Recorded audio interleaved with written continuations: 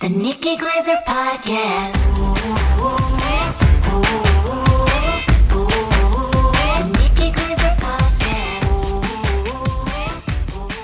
Here's Nikki.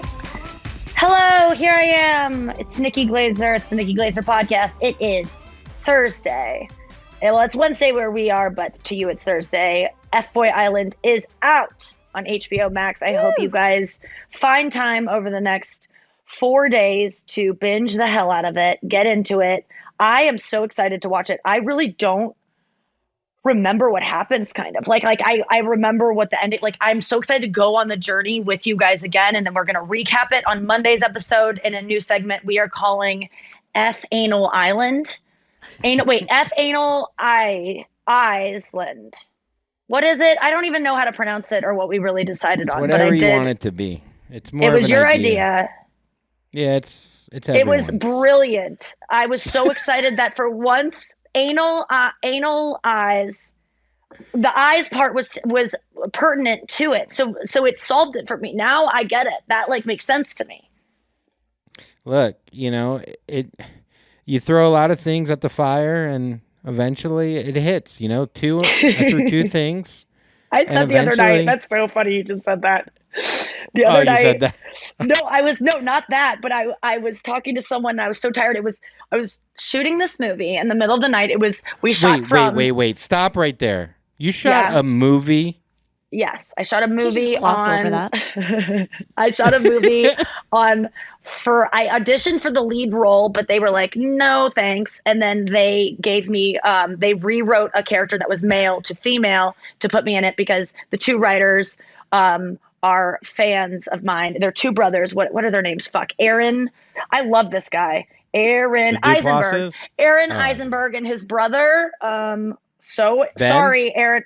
No, but they're so fucking funny. And the script I just loved so much. And I was kind of feeling scared to do a movie when I got the offer for the role. I was like, do I want to do this? I'm intimidated. I haven't done this since Trainwreck. And then I was in, oh my God, I Feel Pretty. But those were it was with Amy and it was your friend and she kind of nurtures you through it. So I'm I don't belong on a movie set. So I was kind of do I even want to do this? And then I was no, this is actually really funny. The script was already funny. So even if I'm bad, it's going to be good because the lines are funny. Aaron Eisenberg, this isn't him. This is the actor. Jesus Christ. Well, anyway, him and his brother wrote this movie and I got this role and I fucking loved them. And Will Arnett produced this film. And I was in my trailer at one point because our call time was 7 p.m. and we shot until 5 a.m., which was so weird. But I was game because I got to sleep all day and prepare for it. I had scheduled it right. But I get there and I am in my trailer after getting hair and makeup and we're waiting for the shot to be set up or whatever. And I hear Will Arnett's voice outside my trailer and I'm holy shit, it's so cool to hear because Will Arnett's voice is so distinct. And it was kind of, and I was kind of voice memoing my boyfriend at the time. And I was oh my God, I just heard Will Arnett. Let me see if I can record it so you can hear Job. And he was just outside, talking outside the trailer, talking to someone at a loud volume. So it wasn't I was recording something that he was trying to be private about, but it wasn't about getting the content. I just wanted to hear him capture his tone so my boyfriend could hear it. And can you believe his test results came back positive? Can you believe that? It's bad. Recording it, but he won't talk whenever I press record. So I just decided to just press record on my phone and just make a voice memo and just let it run. And if he does, and then I can put on my makeup and I can work on the script and I don't have to worry about recording Will or not. I'll just capture it if he happens to speak again. And then minutes later, the writer Aaron came by my trailer to hang out and just to talk. And we got along so well. He's such a nice guy. He was so friendly. He was made me feel so calm and comfortable being there. We had a great conversation about therapy. It was awesome. We shared things that we were just kind of oh my God, I don't usually tell people this the first meeting. We were getting really dark and we were talking about therapy. And I realized after he left, I record. No, then I go to put his number in my phone to be like, oh, let's keep in touch. And I pull it up, and it's been recording the entire time. I'm like, I am so sorry. We even remarked during the conversation, like wouldn't this be funny if this were a podcast? It would be the most fucked. Like, both of our lives would be ruined if this, the stuff that we were talking about came out, or not ruined, but like. And and like the irony that I was recording it the entire time, I have not erased it yet, but it's not because I'm never going to listen to it, but I will go back and erase it. Aaron, don't be scared if you hear this. The confidence of you. I would never listen to it. Going into a place like, hey, we're going to need you to wear a wire, but don't think about the wire. Like, you did it effortlessly because you didn't realize, like, you could have taken down if you put the January 6th Will Arnett committee outside of Nixon's office in 1970, whenever that happened, I don't remember. Wait, what do you think Watergate was? Don't you do this to me. Okay, I will admit, I do not know history very well, but it was when a guy named Deep Throat, who was like his code name, he recorded President Nixon doing some sort, like lying, essentially. He got caught lying and committed, perjury, I guess. I don't know if it was under oath, but he was like caught lying, and the Watergate tapes were the tapes of him lying, and then he had to resign. Here's the thing. I don't know. Is that it? Is that Watergate? From what I know is I think they caught people going through like files in black and white. That's what I picture too, but I also picture it in black and white. Listen, if you ask me about when the Korean War was, or any kind of the War of 1812. That one I think I got. I think it was on December 18th. They flipped the dates, so that's how I know that. Flip the date. Yeah, flip the day. Anyway, I had so what was my point about how did you feel? By the way, Will Arnett was not on set. Will Arnett, not on set. It was a guy who like smokes a lot and has a really great voice that sounded identical to him. It was just, again, irony that someone that sounded like Will Arnett would be on the set. Because I said to Aaron, I go, and I heard Will Arnett outside. That was fucking awesome to hear Joe Bluth's voice. I was like, I'm so excited. And he's like, he's not coming till Monday. He's not here. And I was like, he is 100% here. I've never been so sure of anything in my life. He goes, no, that's Carl. And I'm like, he's like, yeah, they do sound similar. I'm like, they sound identical. It was insane. So Carl's just like the security guy who like his family doesn't talk to him anymore. Yeah, like you just thought what was Carl talking about that you? I mean, he was just like talking to someone from afar, shouting, and I was like, and it sounded like Will Arnett kind of like being cool with the crew, and I was like, oh, Will Arnett's cool, like he's just hobnobbing with the crew, but it was the crew. Yeah. Dude, Will Arnett, he's so chill. He's in charge of I bet crafts. He is cool with the crew. Who wouldn't be? Anyone who's not cool with the crew, what the fuck is wrong with? Like, I was talking to crew on this set, and I was like, because this at one point, in between scenes, I sit down, or I'm looking for a place to sit, and this guy that's, I think he's an AD on the set, is sitting down on this like bench, and he's like, oh my gosh, please sit here. And I'm like, no, you deserve to sit. Like, I can sit over in this chair. And he's like, do you prefer the bench? Like, if they found out that I did not give you a bench, I would be in trouble. And I'm like, why am I more special than you? Like, I just don't get it. And I'm not trying to be like, I'm such a cool celebrity, because sometimes I can be a complete diva, but that is insane to me that I get to cut the line for craft services, that I get like fanned and like shaded when other people don't. But I think that's so stupid. If you're watching on YouTube, if you watch this rant on YouTube, I have white sunglasses. I am wearing a shiny like Elvis like jacket.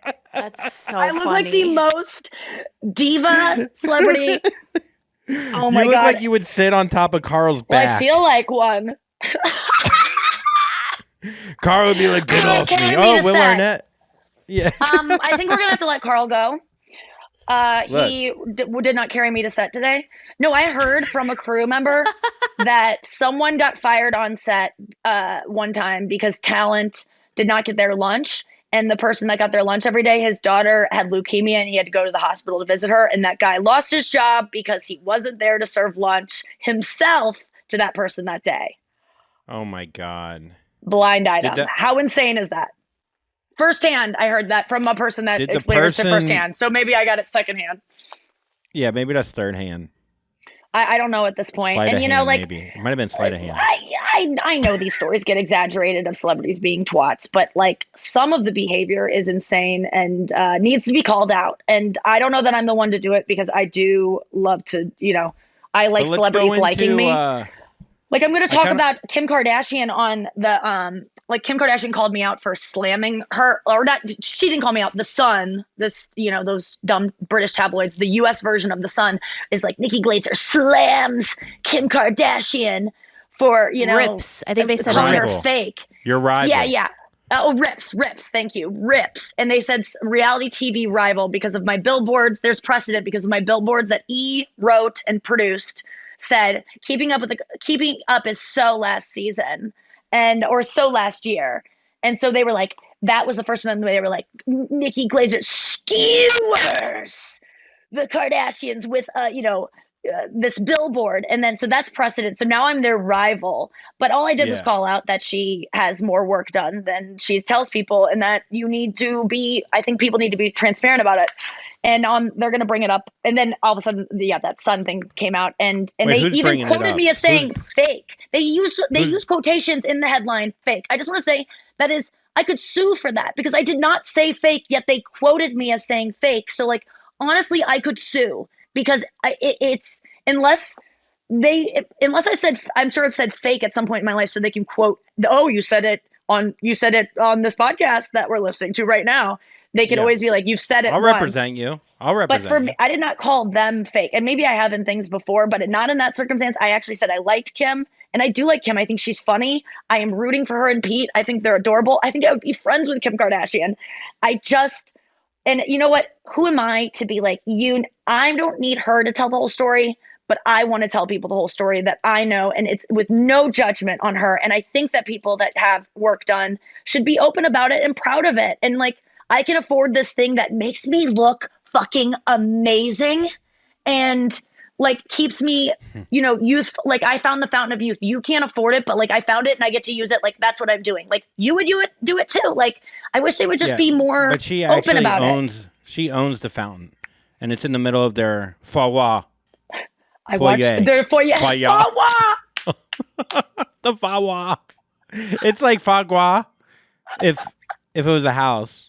You know what I mean? It's like deep. My favorite MC is at the Cellar is Artie Fawa. There's another Fawa I was gonna. My favorite Philadelphia area sandwich gas station is Fawa. But how do you make it F? There's got to be a joke there with F in it. Anyway, so I Fawa. Wait, what did you even say Fawa instead? What was the real word you were saying again? Foyer. Oh yeah, foyer. They do have one in their foyer. So I follow this woman on YouTube, and she does a disclaimer at the top where she's like, I am not here to shame celebrities. I just want celebrities to be more transparent about what the work they've had. And she's had a ton of work done.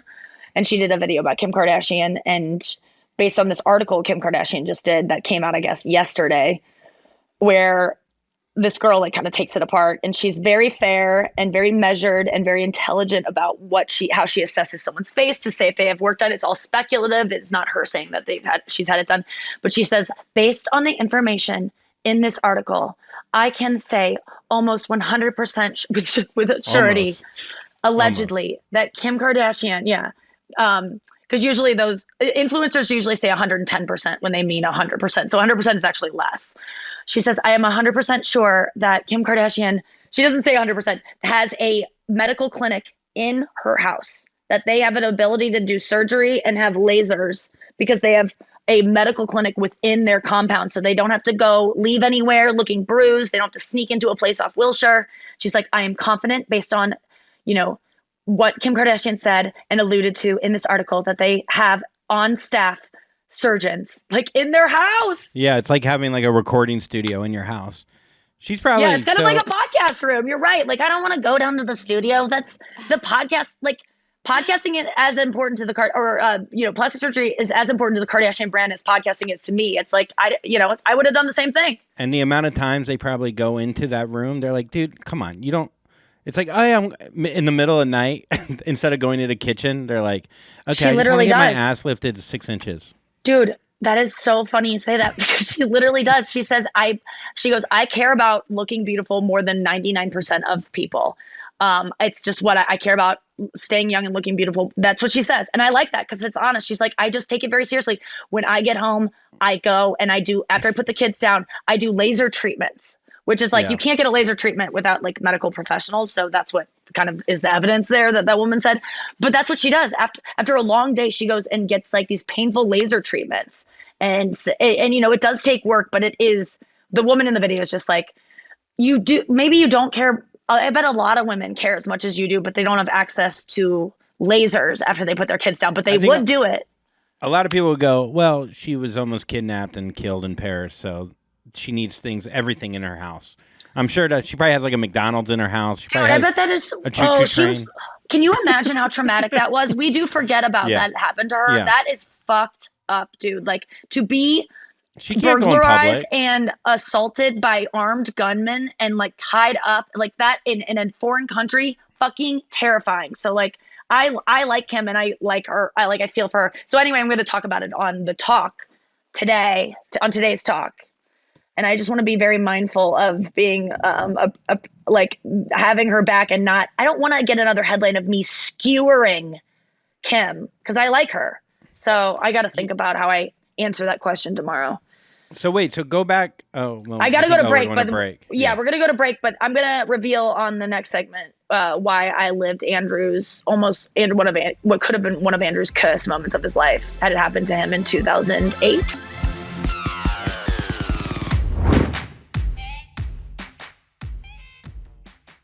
All right, we're back. I said 2008. You said 2005. This was probably your dream because I gave it away to him already. He knows who I encountered last night.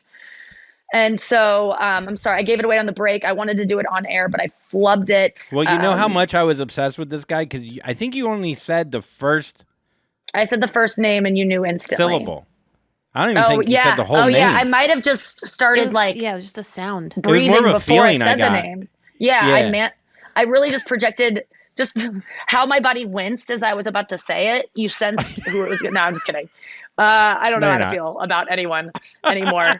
He's very nice to me. Very nice to me. That's all I'll say. And I got to admit, flattered.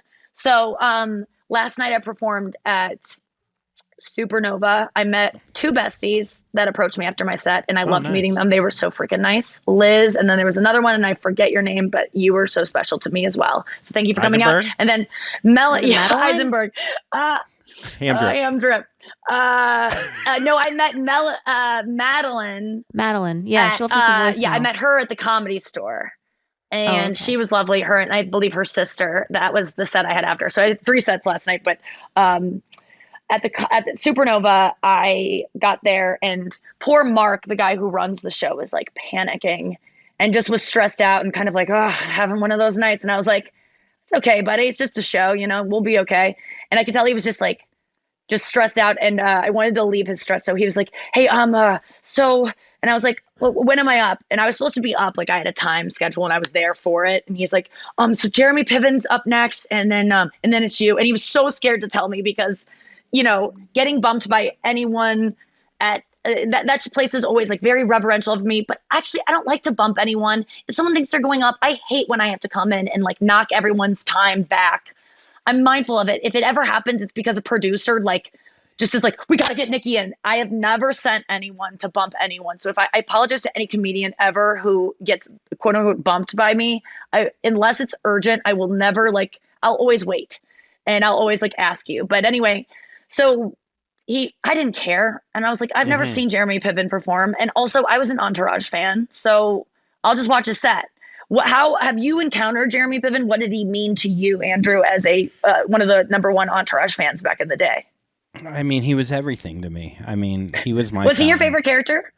Yeah. I mean, he was you watch it now, it's cringy, but it's still funny. He's still he's I think great he really actor. represented that time, and I think he was a great actor in it. And I loved him on Ellen's show. He had a very big range. He's a good actor. He fucking his love for Lloyd, even though he was insanely racist and derogatory, but there was a love underneath it, which I think he was a complex person that you rooted for, even though he was a piece of shit, and that's hard to do, to portray. And he was smart. He was a good husband. He cared about his kids. However, he cared about who he was representing. Like, it really felt like a connection with him and Vince. And yeah, any guy fucking watching that show, it completely constructed my whole personality. Did you hug it out, bro, with your friends? Like, did you do like hug it out? Yeah, after that was his line, right? I'd hug it out, and then I would fucking Would you say hug it out? Like, would you do? Yeah, because that was his line, right? For people who don't know, because it was such a show that was on a while ago, but a lot of our listeners have no idea. He was the agent to Vince Vince is the lead character on Entourage, and Ari was like the cunning, hilarious. He kind of reminds me of, what other characters would he remind you of? Like, that he's been. I mean, he's great in PCU. Have you ever seen PCU? No, the movie? No. He was in something else too, but I really liked him on Ellen's show, Ellen. He's the friend in Serendipity. I haven't seen that either. I just know he rips up. I remember the trailer and being like, that's probably going to be my favorite movie. And I never ended up seeing it, but I love Kate Beckinsale. And who's the other guy that's in that? You'd like it. It's one of those cheesy ones where he rips it up and he throws the papers and he's like, if we're meant to be, we're meant to be. Well, that's what happens in The Worst Person in the World. Have you guys seen it yet? Whoa. I'm halfway in. Sorry. Okay, got it. How do you like it so far? I didn't know it was subtitles. You didn't tell me I'm reading a book. You got to let someone know. You can't recommend a movie and then expect them to read a book in 2 days. I do not think it needs to be noted if something is going to have to be. It has to be disclosed. I assume you are literate. I have watched you watch Narcos and miss entire scenes in a different language that you don't speak when you're on TikTok, and then look back up and you'll miss an entire murder and like an entire covert deal. I'll catch it in the. I would observe you and be like, "There's no way. This is a huge plot point that he is missing because he's entranced in TikTok right now, and he can't be hearing it even." Whatever. I'll get it in the recap. It's so I always funny. get it in the recap. But yeah, you got to pay attention to this one. So yeah, no. Anyway, so Jeremy Piven. So then you see him. He goes up. Now I'm sure you have some ideas of him with certain stories that have come out over the last few years. Are you like? It's interesting to watch something like that. A character that you like on TV, and then you hear shit about him, and then you're watching him as a comedian. You know what? I can't do all the research. I mean, I guess I could do the research and just like, it's exhausting for me to police that right now at that time. So I'm not going to be like, say something shitty. I don't want to instigate anything. And I'm just like, I'm just there to do a fucking set and then talk about, and observe. But what my experience was, I thought he's obviously new at comedy, and is he that new? He has a great impression. I think so. Yeah, probably. But he's up against people that have been doing it 20 plus years. It's like, it just stands out because it would be the same thing. There was something about it I liked that I have to say is that it's something he obviously cares a lot about, probably always wanted to do, got a late start. And I admire any adult who starts late in something that you look foolish when you're compared to the people your age are also doing this thing. So I like. And he didn't look foolish. I mean, he has a couple really like well-written, well-crafted jokes. And then there was like a vulnerability that I liked of him talking about like being angry about certain actors who are working and he isn't, like having bitterness about his career is funny and interesting. And so there's definitely something there. Like you can clearly tell he's like, this is something he's always wanted to do and pursue. And so I have respect for that. But yeah, he brought me up and it was very nice because I was like, does he even know who I am? I went to the premiere of an Entourage season one time. No, it was season like 3 or something. I just moved to LA, whatever, 2006, the summer 2006, whenever that came out. I got tickets. I got like invited through my manager who was like hip pocketing me at the time. And I invited Anthony Jeselnik. And he was down to go, and we went, and I guess it was like a date. I don't even fucking know. But but I just remember it was so good. That might have been one of the coolest things I've ever done, is going to an Entourage party. And I was like so out of place. Smoke a cigarette there? Oh, if we were smoking indoors, I was definitely smoking inside there. So what do you wear to an Entourage? Like, I can't even imagine what I wore. I had the worst fashion sense back then. I don't know what I wore. I really just hope that I got lucky that night because and then by some off chance, I was like looked kind of innocuous, because if I was ever trying to stand out fashion wise back then, it was a nightmare. But I remember he checked me. Yeah. I felt like he checked me out one time, and it was very validating, because I mean, that was like, he was like such a fucking stud back then. I mean, and I remember being like, Jeremy Piven checked me out, like, got it. And then last night I felt nice because he said, when he brought me up, he like knew all my credits, and he said I was absolutely hilarious, and I could tell he meant it. And for whatever reason, that praise meant something to me, from the girl who used to be like, he's a good comedic actor, like and when he was famous back in the day, when you used to like look up to him. There was like, sometimes you meet people that you have an idea of when you're an adolescent or like a young adult, and you idolize them, or you like famous people. They can do no wrong. Like I still do it. I love famous people, and I get like excited just to meet someone that I'm like, oh my God, I like used to watch you on TV, and like I had no idea I'd ever like be like meeting you. There's something cool about that. And I have to admit that was cool to me. And I said it on stage. I was like, Jeremy Piven thinks I'm funny. That kind of that strokes my ego in 2004. Feels 2004 Nikki is loving life. Yeah, dude. If he liked Vince, and he had to deal with Eric, that was tough. No, Eric didn't really know who he was. He was a manager. Who's your favorite Entourage character? Fuck. I mean, I would probably say Turtle or Drama. Turtle came to my one-man show. Remember? Oh, that's right. That was so fun. Oh my God, yeah, Turtle was there. Why was he there? You guys, it was a black box theater of like 70 people. I mean, it was like packed, but it was a small theater, and Turtle was there. Why was he there again? That's bizarre. He was, I have some rich friends that somehow are connected. Did that mean so much to you? I mean, well, he came up to me afterwards, and he did your most like vulnerable material in front of your dad, who was also there, so nervous, in New York, one night only. Andrew Collins telling his truth, and Turtle is there. And Turtle, I was Turtle. Like, that would have been like if Kelly Kapowski was at mine. I was Turtle. Big. I was Turtle. If you watch you Entourage, were Turtle. He was who you. I'm George Costanza. Yes. I'm the friend that can't get it together, but there's something in him that could be there if he just put it together. But isn't that ironic? And that was me that night. That was me that night. That was me that night putting it together. Yeah, the guy that is most, the archetype of you that is most well known in recent modern entertainment shows up at your one-man show. Isn't that ironic? Insanely ironic. It's and then like after when the you show, do a one-man show and the guy you've modeled your life after shows up. Yeah, and then he came up to me after, and he goes, that was really good. And he's like, man, you really were going through it. Like something like that. Oh my something God. like I thought I had a lot of anxiety. Or I thought I was anxious. Something like that. But like in a nice, like it felt good. No, it felt really good. And I go, now go get my fucking Cadillac. That's what I said. I go, pick me up now. Wait, I'm Vince now. Oh, now, you got to join my entourage. Yeah, I go, I'm Vince now. He goes, dude, go walk my dog. And I'm like, dude, whatever. I'm still Vince. I'll pick up your dog shit, but I'm invincible that night. I'm Queens Boulevard shit that I'm picking up off of Queens.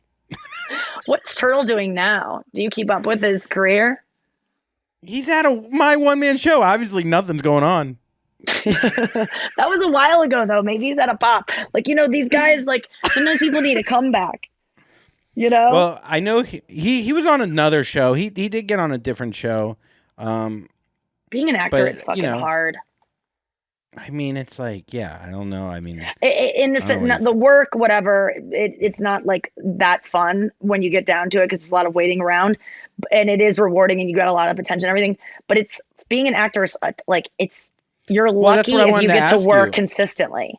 I wanted to ask you when you acted. But as a comedian, I feel like I have more control. Actors just have to wait for roles to come in if they don't write, But how did and you even feel, if you do write, like, how do you get something made? Sorry. How did you feel acting in the movie? I felt it was great. I definitely could have done better, which is what I say about literally everything I do if I would have put a little bit more work into it. But I had really a lot of fun with the character, and I give myself an A-. Oh yeah, improvisation. As soon as I met the writer guy, I was like, oh my God, this guy is a fan of mine. He would love it if I like riffed on his script, which is already funny. So I felt like just such a freedom to do that. And the girl that played the lead role, her name is Elizabeth Lowe, and she was so nice and like cool and cute and like made me feel so comfortable. Like I was a fish out of water there for sure. And in between, you know, the takes, a lot of people had questions about FBoy Island. So that was fun to like kind of answer a bunch of reality show questions for people and like have a little like this scripted world. I was like, I'll tell you what it's like out there in the unscripted waters. Yeah. It was fun. And they all watched the show. So they were like excited to be like, wait a second. So like, what's Garrett up to? Do you like even know if any of them are still together? And like, it was just fun to like dish Dude, about I was literally Island. I was looking at old cast members' Instagrams yesterday because Yeah. you put up that post. A couple of them liked it, and I just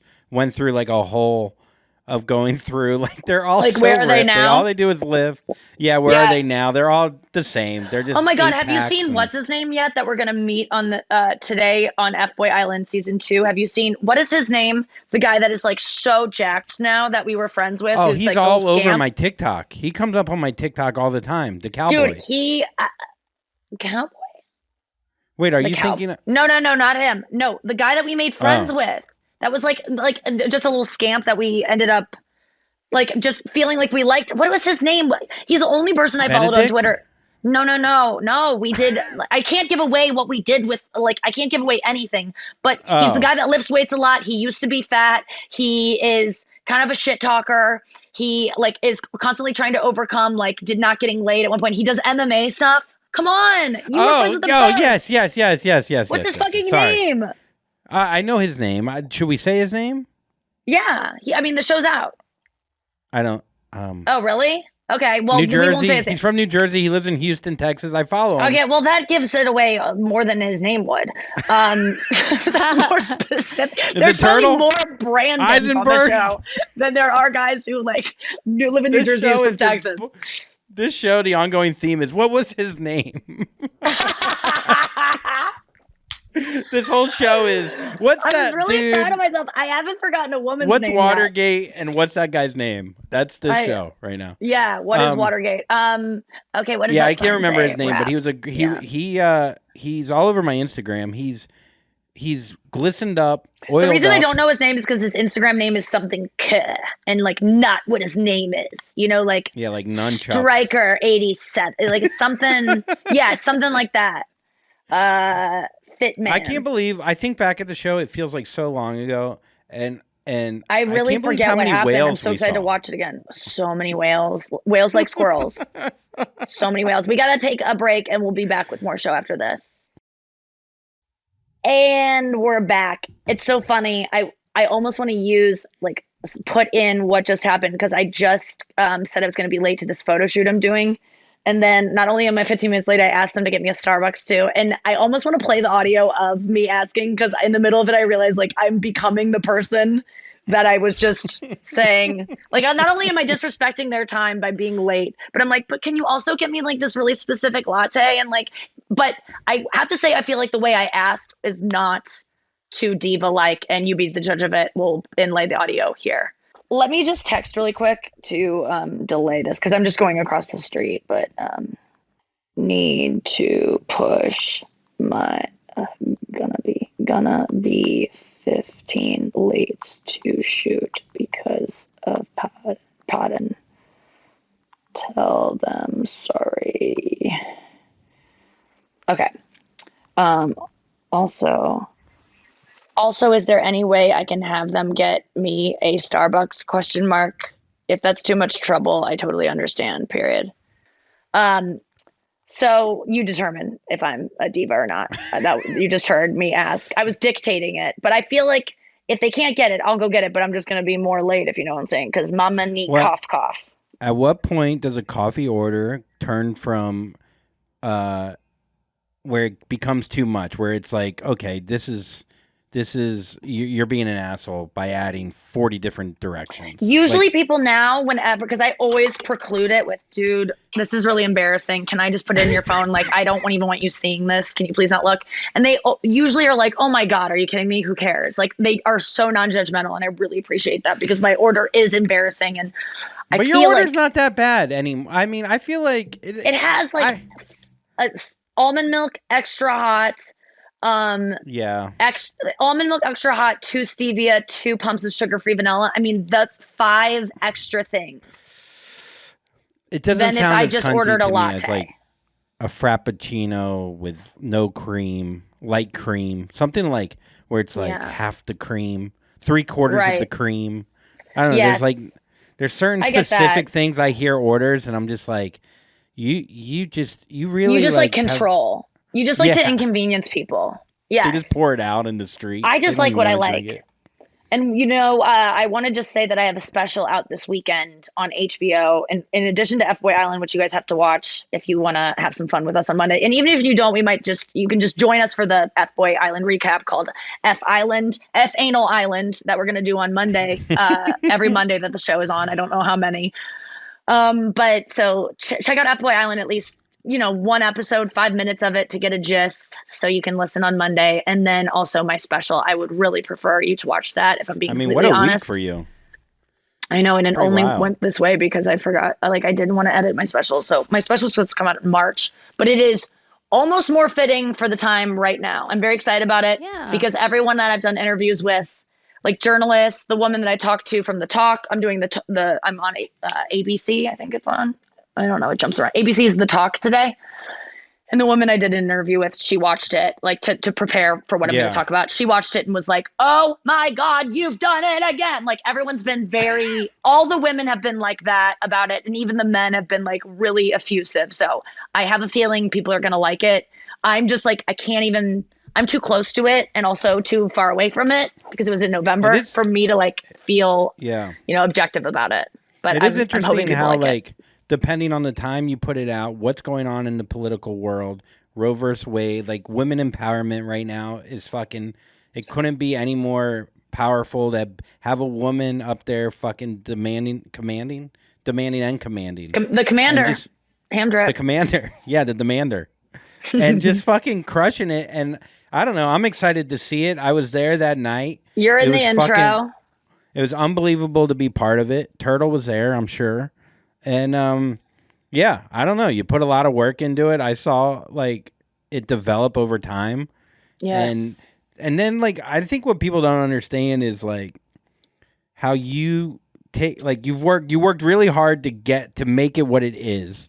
And then even when we're there, the amount of last-second edits you do and your brain is fucking incredible. Well, that's the only way I ever work is if the pressure's on. So sometimes it's it always is the last second that all of this creative energy starts shooting out of me, all these great ideas. Mm-hmm. And it's so annoying that I can't be better about getting into that kind of state of flow, not 5 minutes before I tape an HBO special would be nice for that to happen other times. But yeah.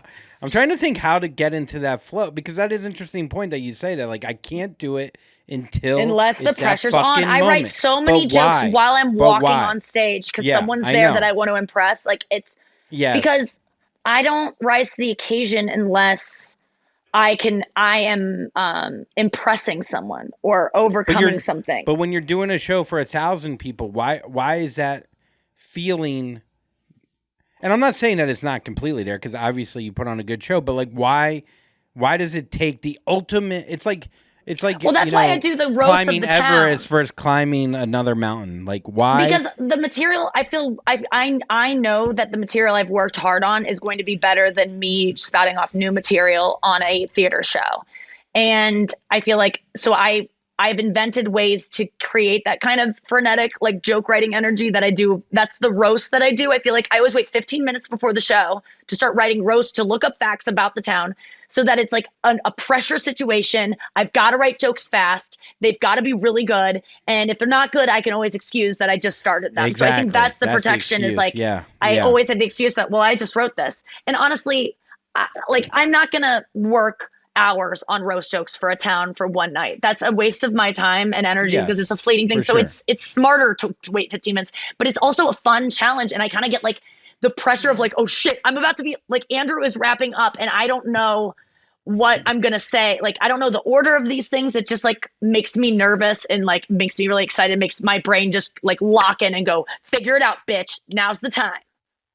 Well, pressure makes you diamonds. say that, and then that's the most beautiful thing is like we're at your special taping for HBO, and you're literally doing that backstage. And then it's one thing to like come up with it or come up with a line, but then to perform the line effortlessly really is remarkable, and you should give yourself more credit for that because it really is. And I don't know, it was really cool to see, so I'm really excited to see the special. Thank you. And I'm really, thanks, Andrew. I really appreciate you saying that. Like, I feel like there are things I look at that I could say, I really wish I could redo it. And so many frustrating choices I made that I'm just like, God, that was lazy. Come on, Nikki, like, you could do better.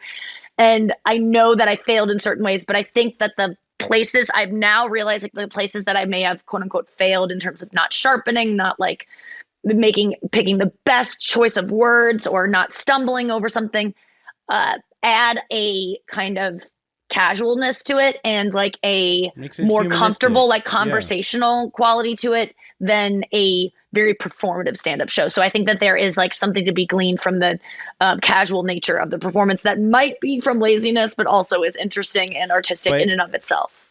I think it's artistic, especially with what you're wearing, what the situation is. Like, it's almost like the casualness while wearing something so like, you know what I mean? Like it's an opposite effect that I'm sure tantalizes the brain somehow. I don't know how, but I'm sure it does. No, I honestly, I watched it and it's fun to like, I look pretty hot during it. I got to say, like the same way I watched Dua Lipa and I'm just like, God, fuck. I could like watch her. Like, I admire when a woman's body just looks like, fuck, that's sexy. The whole time I like forgot I was me and was like, damn girl. And I was like, oh, that's me. Like because I watched it with my parents to shoot this promotional video that I'm having edited. So I'm going to like cut all their clips together of them like groaning and saying like, oh God, Nikki, don't say that. It's the first time they see it. But I watched it with them. A year from now will be your porn. Yeah. It's going to be the same. That's my pussy? That's my pussy? And there's no way. Crying. Mom. I'm proud of you, Nick. That's my daughter. All right, I don't know why I gave your dad a knee. Try to do an impression of my dad. Like, what would it sound like? Because Kirsten always did one and it was like Australian. It was like, hey, Nick. Hey, you want to come out and do play the guitar? Hey, Nick. You know, Cincinnati is the best town in the. I don't know. I don't know why my dad impression is not even close to what he sounds like, but it's always just like it's like this. Like it's just like a classic. Like you know, it just sounds like a shirtless man, like in a river, like fighting a fish. On his own. All right. Something like that. That's what I don't know. Your dad's shirtless a lot on Instagram. I'm like searching through. I see all these. Wouldn't you be? I mean, he looks great for like. Hey, I'm not hating. 68. He's going to be in August. He looks amazing. I'm like, yes, I'm so glad I have a dad bod. This is going to last. No, your dad's shirtless in a way where it's like not. It's like my stepbrother when he's my stepbrother can be shirtless and go into a gas station. Yeah, my dad's not doing it to be sexual. My dad's never been like, I'm hot. It's kind of, It's kind of like you when you say, I'm wearing these clothes where I feel good. Yes. Not for the other person. Your dad doesn't put out his shirtless photos for other people to go, nice body. It's just, this is his element. Final thought. I want to be clear that I will say, like, I look attractive during it. I look cute. I'm healthy. I just look like I'm having fun during it, and I was having fun. And so I hope people watch it, and I hope young teenagers sneak it and just get titillated by it and talk about it, because I think it's good for young people to watch, because I make the point in the special, but I don't think we should shield our kids from, hardcore porn in general. Yes, never let them watch that. But someone talking about the idea of porn, someone talking about the idea of sex, an adult who's not saying it's awesome, you got to do it. Oh my God, fuck, you're not cool if you don't do it. Like, shielding your kids from that is a good idea. Like, bad propaganda about like sex is good. But me talking openly about what sex is not going to scar your child. And your child is not, if you don't have a lot of faith in your child, if you think your child's going to hear me just talk about the idea of sex and they're going to go out and go, I need to do that. Like, I don't know. Kids are smart enough to go, you're not Grand Theft Auto. I don't need to do this now. What kid? I was not a kid. I was not. What'd you say? Child or teen? Because even like a child, teen, like children, there were things I heard when I was a kid or witnessed that obviously I shouldn't have happened too young. But, and I'm not talking about situations of abuse, but if a kid overhears something, hears something inappropriate, usually when you're a kid, you don't understand because you don't know anything about sex or anything like that. And that's where it can get tricky with like why molesters like get in with kids easier because kids don't understand it. They don't even know anything about it. But kids who have the general idea of sex and they watch my special, I don't know. I used to be a kid, and when I saw adult material, I knew it like I almost was like, God, I'm gonna have to do that someday. Like I was like, I'm so glad I'm a kid and I don't have to do that. Like I wasn't one of these kids that's like, I'm gonna do that because everyone should get to. Like kids are smart enough to know that they don't get to do things yet. Don't you think? Yeah, I don't remember watching Poison Ivy and seeing the girl get fucked on top of the car and being like, I gotta go buy a car. Like I'm gonna go fuck. You can leave it there. Thank you. Sorry. Me yelling at the staff again. I said thank you, and I did it in a very nice tone, I think. Check the tape. Check the tape. Don't rewind. You're already wearing a wire. You've been this whole time. Well, Carl. We would get to Fanthrax right now, but we're out of time. Can we do one and just to say we did it so we don't skip one? Do we have one, Noah? Sure. I'm sorry, girl. Let's play. We got to play this. Okay. Here's our one Fanthrax for today. Fanthrax.